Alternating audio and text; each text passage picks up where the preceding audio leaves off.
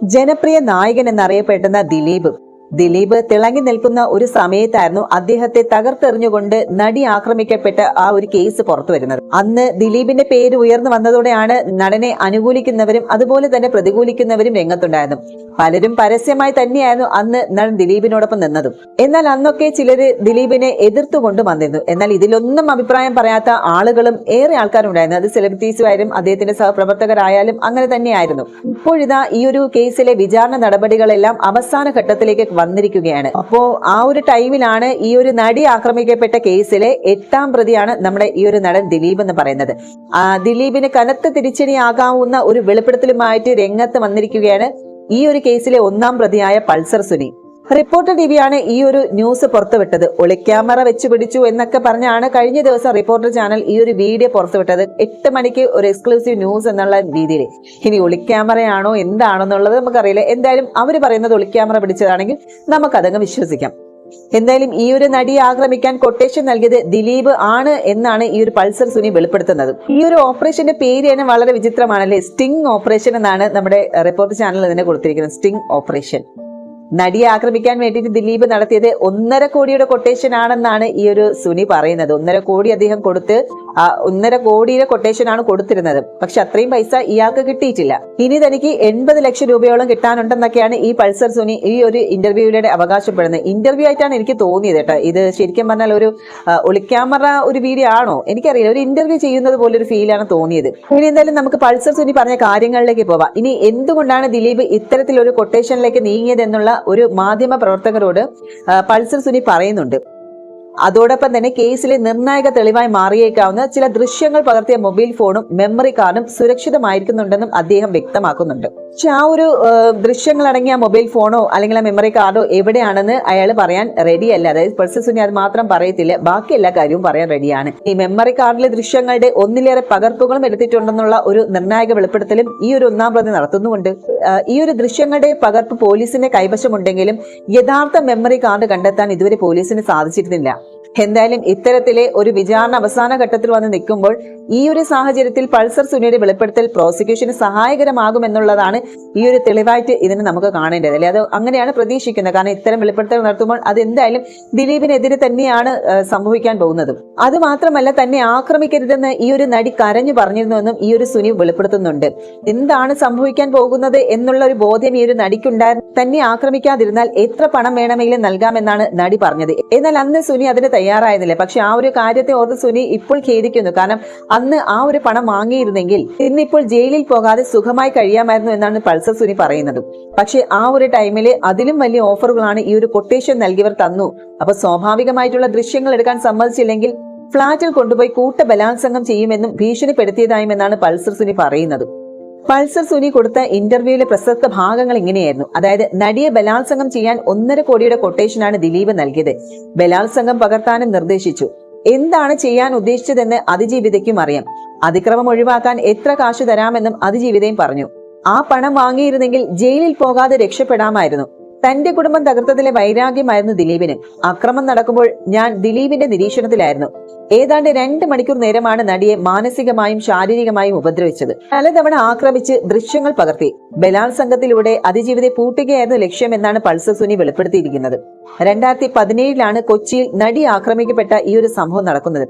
എന്നാൽ ഈ 2017 മുൻപും സമാനമായ രീതിയിലുള്ള കൃത്യം ചെയ്തിട്ടുണ്ട് എന്നാണ് പൾസർ സുനി പറയുന്നത്.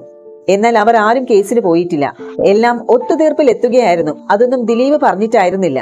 എന്നാൽ ഈ കാര്യങ്ങളൊക്കെ നടി ആക്രമിക്കപ്പെട്ട കേസിലെ 8ാം പ്രതിയായ ദിലീപ് അടക്കമുള്ള പലർക്കും അറിയാമായിരുന്നു എന്നും പൾസർ സുനി സമ്മതിക്കുകയാണ്. അതേസമയം കഴിഞ്ഞ ദിവസം കേസിലെ CBI അന്വേഷണം ആവശ്യപ്പെട്ട് നടനും 8ാം പ്രതിയുമായ ദിലീപ് സമർപ്പിച്ച ഹർജിയിൽ നടനെതിരെ രൂക്ഷമായ ഭാഷയിലുള്ള പ്രതികരണമായിരുന്നു കഴിഞ്ഞ ദിവസം ഹൈക്കോടതി ഭാഗത്തു നിന്നുണ്ടായിരുന്നത്. നടി ആക്രമിക്കപ്പെട്ട കേസിന്റെ യഥാർത്ഥ വസ്തുതയും കേസ് രജിസ്റ്റർ ചെയ്യാൻ കാരണമായ ഗൂഢാലോചനയും വെളിച്ചത്ത് കൊണ്ടുവരാൻ നീതിയുക്തവും നിഷ്പക്ഷവുമായ അന്വേഷണം വേണമെന്നും അതിന് CBI വരണമെന്നുമായിരുന്നു ദിലീപിന്റെ വാദം. കേസിലെ 2017 ഏപ്രിലിൽ തന്നെ കുറ്റപത്രം സമർപ്പിച്ചിട്ടും ലൈംഗിക അതിക്രമം പകർത്താൻ ഉപയോഗിച്ച മൊബൈൽ ഫോൺ കണ്ടെത്തിയിരുന്നില്ല.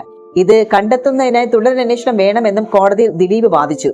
എന്നാൽ കേസിൽ പ്രതിയായ ഒരാൾക്ക് CBI അന്വേഷണം എങ്ങനെയാണ് ആവശ്യപ്പെടാൻ സാധിക്കുക എന്നാണ് കോടതി ചോദിച്ചത്.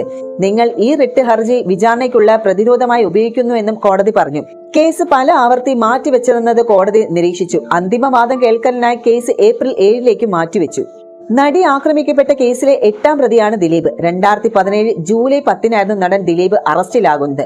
ഗൂഢാലോചന കുറ്റം ചുമത്തിയായിരുന്നു ദിലീപിനെ പോലീസ് അന്ന് അറസ്റ്റ് ചെയ്തത്. കേസിൽ ദിലീപിനെതിരെ 19 തെളിവുകളുണ്ട് എന്നായിരുന്നു അന്ന് പോലീസ് പറഞ്ഞത്. അറസ്റ്റിന് പിന്നാലെ ജാമ്യം ലഭിക്കുമെന്ന് ദിലീപ് പ്രതീക്ഷിച്ചെങ്കിലും 85 ദിവസങ്ങളോളം ജയിലിൽ കിടക്കേണ്ടി വന്നു.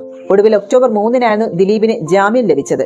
അന്നു മുതൽ കേസുമായി ബന്ധപ്പെട്ട് മജിസ്ട്രേറ്റ് കോടതിയിലും ഹൈക്കോടതിയിലും സുപ്രീം കോടതിയിലുമായി 50-ന് മുകളിൽ ഹർജികളാണ് നൽകിയത്.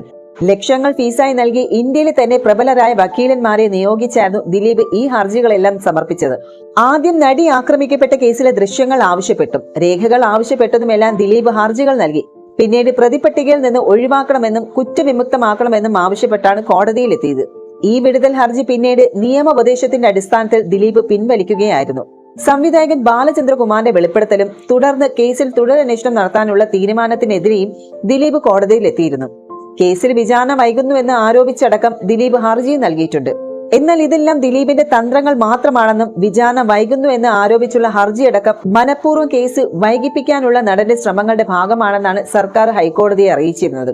തുടരെയുള്ള ഹർജികളിൽ അതിജീവിതയും നടനെതിരെ രംഗത്ത് വന്നിരുന്നു. അതേസമയം ഈ ഒരു കേസിൽ ദിലീപിനെതിരായ ഒരു തെളിവ് പോലും കണ്ടെത്താൻ അന്വേഷണ സംഘത്തിന് സാധിച്ചിട്ടില്ല എന്നും രാഹുൽ ഈശ്വർ പറയുകയും ചെയ്തു. ഗ്രൂപ്പിലിട്ട് തട്ടാൻ ദിലീപ് തീരുമാനിച്ചു എന്നായിരുന്നല്ലോ ബാലചന്ദ്രകുമാർ പറഞ്ഞിരുന്നത്. ബാലചന്ദ്രകുമാർ നമ്മളെ വിട്ട് പിരിഞ്ഞുപോയി. അവസാന കാലം വരെ അദ്ദേഹത്തെ ഞാൻ ബഹുമാനിച്ചിട്ടേ ഉള്ളൂ. ആശയപരമായി ഞങ്ങൾക്കിടയിൽ വ്യത്യാസമുണ്ടെങ്കിലും വ്യക്തിപരമായ ബഹുമാനം കാത്തു സൂക്ഷിച്ചിരുന്നു. അദ്ദേഹം അടക്കമുള്ളവർ വന്നാണ് ഗ്രൂപ്പിലിട്ട് തട്ടുമെന്ന കാര്യം പറഞ്ഞത്. ആ 4 പോലീസുകാരെ കൊല്ലാൻ ശ്രമിച്ചെന്ന കേസിൽ ആർക്കും ദണ്ഡമില്ലേ എന്നും രാഹുൽ ഈശ്വർ ചോദിച്ചിരുന്നു. ഈ കേസിന് പിന്നാലെ ഒരു മാഡമുണ്ട്, കാവ്യ മാധവനാണ് മാഡം എന്നായിരുന്നു അന്നത്തെ പ്രചാരണം. ഒരാഴ്ച മുഖ്യധാര മാധ്യമങ്ങളിൽ കാവ്യയാണോ മാഡം എന്ന് ചർച്ചയും ചെയ്തു. പാവം കാവ്യ ഒരു തവണയെങ്കിലും ജീവിതത്തിൽ കണ്ട് സംസാരിച്ചിട്ടുള്ളവർ അങ്ങനെ പറയില്ല. ഇതിന്റെ എല്ലാം പിന്നിൽ കാവ്യയാണ് എന്നായിരുന്നു. കുറച്ചു കഴിഞ്ഞപ്പോൾ അതിന്റെ ഗുമ്മും പോയി. കാവ്യയുടെ അമ്മയാണോ മാഡം എന്ന് പറഞ്ഞ് ചർച്ച വരെ ചെയ്തു. എന്തൊക്കെയാണ് ആ കുടുംബത്തോട് നമ്മൾ ചെയ്തത്? ദിലീപ് എന്ത് തെറ്റ് ചെയ്തു എന്നാണ് രാഹുൽ ഈശ്വർ ചോദിക്കുന്നത്. പോലീസ് പറയുന്നത് ദിലീപും മഞ്ജു വാര്യർ തമ്മിലുള്ള വിവാഹം തകരാനും പിന്നീട് ദിലീപ് കാവ്യ വിവാഹം കഴിക്കാനുമുള്ള കാരണം ഈ ഒരു അതിജീവിതയാണ് എന്നാണ്. അങ്ങനെയുള്ള ഒരു വ്യക്തി എന്തിനാണ് കാവ്യ കൊടുക്കുന്നത്? എന്തെങ്കിലും ലോജിക്ക് വേണ്ടേ? കാവ്യയുടെ അമ്മയാണ് കുടുക്കിയത് എന്നൊക്കെ ആൾക്കാർക്ക് കഥയുണ്ടാക്കാൻ ഒരു മടിയുമില്ല. പോലീസുകാർ മനഃപൂർവ്വം കഥയുണ്ടാക്കിയതാണ്. ബാലചന്ദ്രകുമാർ മരിച്ചുപോയി. അദ്ദേഹത്തെ കുറിച്ച് ഒന്നും പറയുന്നില്ല. ആശയപരമായി വിയോജിപ്പുണ്ടായിരുന്നുവെങ്കിലും അദ്ദേഹത്തിന് വയ്യാതെ കിടന്നപ്പോൾ താൻ വിളിച്ചിരുന്നു. എന്തൊക്കെ കഥകളായിരുന്നു. ഗ്രൂപ്പിലിട്ട് തട്ടാൻ തീരുമാനിച്ചു എന്നൊക്കെ. ഓഡിയോ അവിടുന്ന് ഇവിടുന്നൊക്കെ കട്ട് ചെയ്ത് ഒരാളുടെ ശബ്ദശകലം ഉണ്ടാക്കുന്നതിന് എന്താണ് ബുദ്ധിമുട്ട്? ദിലീപ് ബാലചന്ദ്രകുമാറിന്റെ ഒരു സിനിമ ചെയ്യാൻ ഉദ്ദേശിച്ചിരുന്നു. ദിലീപ് അതിൽ നിന്ന് പിന്മാറി. ബാലചന്ദ്രകുമാർ കുറെ പേരുടെ കയ്യിൽ നിന്ന് പണം വാങ്ങിയിട്ടുണ്ടായിരുന്നു. പുള്ളി ദിലീപിനെ വിളിച്ചു പറഞ്ഞു. അവരോടൊക്കെ പറയാൻ തന്റെ സിനിമ ചെയ്യും, അതിനൊരു സമയം വേണമെന്ന്.